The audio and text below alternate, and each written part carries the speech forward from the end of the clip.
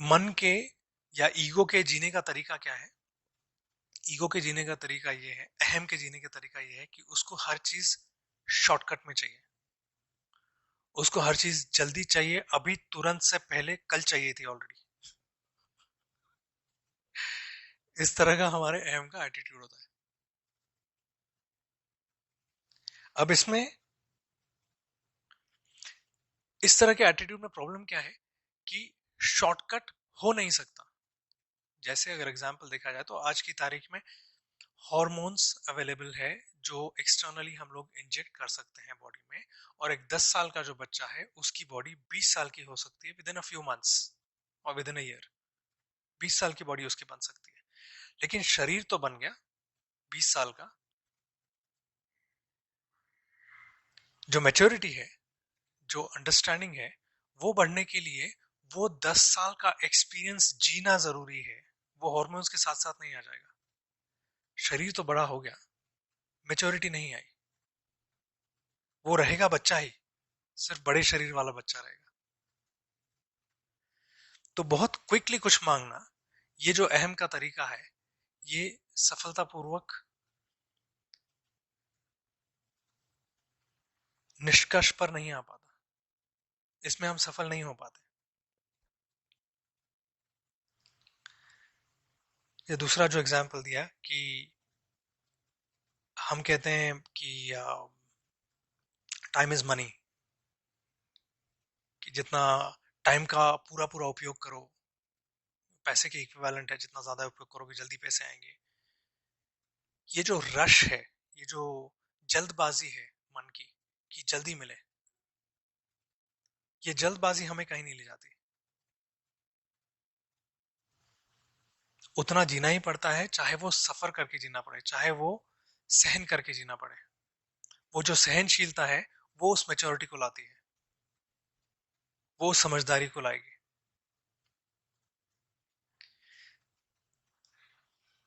Captain, colonel और general, ये 3 पदवियां हैं आर्मी में। तो एक बार एक कैप्टन था जिसको पीने की बहुत आदत थी, जो बहुत शराब पीता था।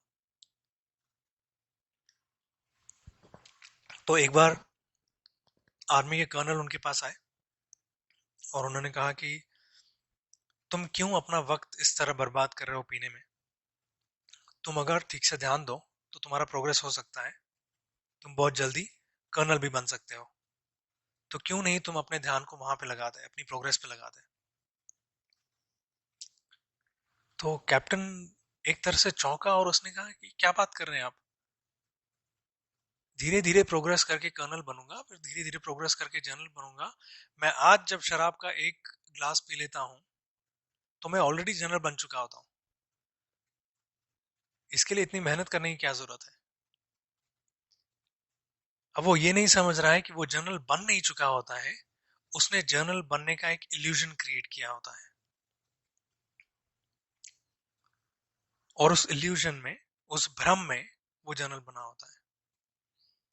शॉर्टकट का सिर्फ एक तरीका है कि हम अपने अराउंड कुछ भ्रम क्रिएट करें। कोई भी चीज जल्दी पाने का ये तरीका है कि आप भ्रमित हो जाएं कि जल्दी से मिल जाएगी। क्योंकि नेचर का अपना पेस है, प्रकृति का अपना स्पीड है, अपना पेस है, वो उसी पेस से काम करती है। जहां जहां इंसान ने जल्दबाजी की है, वहां वहां पे ठोकर खाई है, वहां वहां पे कुछ तो और क्रिएट कर दिया है। जल्दी हम लोग अ, जो फास्ट चीज बन पाए, फास्ट फूड बन पाए कहो कह लो, या पेपर बनने में बहुत टाइम लगता है, प्लास्टिक बना लो ज्यादा टिकता है, फटाफट बना लो। और उसके इफेक्ट्स हम आज देख रहे हैं, उसके साइड साइड इफेक्ट्स एनवायरनमेंट पे कैसे होते हैं। तो ये सिर्फ एग्जांपल्स हैं। बट इसी तरह से किसी भी चीज में जल्दबाजी करना, ये अहम का तरीका है, ये ईगो का तरीका है। और शांति से धीरे धीरे चलना, ये सात्विक और ये सही तरीका है। जब हम अध्यात्म में आते हैं, अध्यात्म में भी अगर अहम को लेकर आ रहे हैं तो अहम ये जल्दबाजी कर सकता है कि मुझे शांति चाहिए और मुझे जल्दी से शांति दो।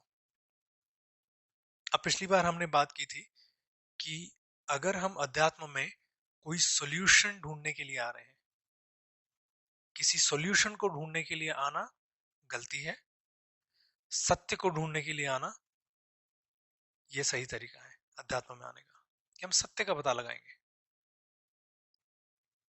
हम जल्दी से कोई चीज मांगेंगे नहीं, ये प्रॉब्लम है इसको सॉल्व कर दे अध्यात्म, ये तरीका नहीं है अध्यात्म में आने का। यहाँ पे हम गड़बड़ कर लेते हैं।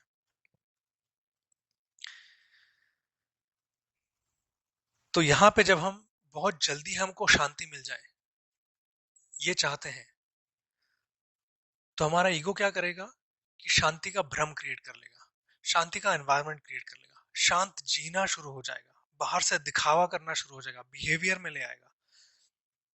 हो सकता है उसका कैरेक्टर भी ऐसे बन जाए कि वो बहुत शांत है, लेकिन कैरेक्टर भी आखिर कैरेक्टर है, वो सत्य नहीं है। That's not our core. तो हम शांति को प्राप्त नहीं करेंगे, शांति का वहम क्रिएट कर लेंगे हमारे अराउंड, भ्रम क्रिएट कर लेंगे। इसलिए शांति को पाने की भी जल्दबाजी ना हो, धीरे धीरे चलेंगे, एक एक स्टेप लेके चलेंगे। जब तक हम हमारे इनर कॉन्फ्लिक्ट्स को देखते नहीं, उसमें रुकना नहीं सीख जाते, उसके बिना ही हमको कुछ मिल जाए, ये चीटिंग होगी। और कहते हैं कि हम चीटिंग करके दूसरे को बेवकूफ बना सकते हैं। मैं कहता हूं हो सकता है खुद को भी बेवकूफ बना लें, खुद के अराउंड भी वो क्लाउड क्रिएट कर लें और वो वहम हेलुसिनेशन क्रिएट कर लें, लेकिन वो वहम ही क्रिएट होगा। हो सकता है खुद को भी बेवकूफ बनाए, लेकिन वो बेवकूफी ही होगी, वो सत्य नहीं होगा। सत्य को पाने के लिए जल्दबाजी को, शॉर्टकट को छोड़ना ही पड़ेगा, उसको लेकर हम नहीं आ सकते।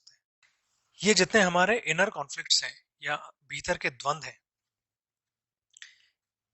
इन द्वंद में हमारा एक ओपिनियन है, दूसरा ओपिनियन है, हमारा एक मत है और उसी से विपरीत हमारा दूसरा मत भी है, हमारे भीतर तीसरा मत भी है, और ये सब एक दूसरे से लड़ रहे हैं। ये सारे मत एक दूसरे से लड़ते हुए अगर हम अपनी चेतना को, हमारे कॉन्शियसनेस को, हमारे अवेयरनेस को ऐसी स्थिति में ले जा पाए कि ये लड़ते हुए भी हम उनमें से किसी के साथ नहीं हो रहे हैं, ना इस मत के साथ ना उस मत के साथ हो रहे हैं, हम वहां पे सिर्फ खड़े हैं और देख रहे हैं, तो हमारी चेतना में जो एक तीसरी चीज उतरेगी वो इन द्वंद्वों से परे की चीज होगी, जिसको हम साक्षी भाव कहते हैं। उस साक्षी भाव में ये मत आएगा भी, लेकिन दिखाई देगा उसको बहुत ज्यादा वैल्यू नहीं दी जाएगी। दूसरा मत आएगा भी, उसको बहुत ज्यादा वैल्यू नहीं दी जाएगी। कोई विचार आएगा भी, हाँ ठीक है विचार है, उसको बहुत ज्यादा भाव नहीं दिया जाएगा। वहां पहुंचना, उस कॉन्फ्लिक्ट के बीच में पहुंचना और वहां टिक पाना, ये तरीका है, ना कि मुझे जल्दी से शांति मिल जाए।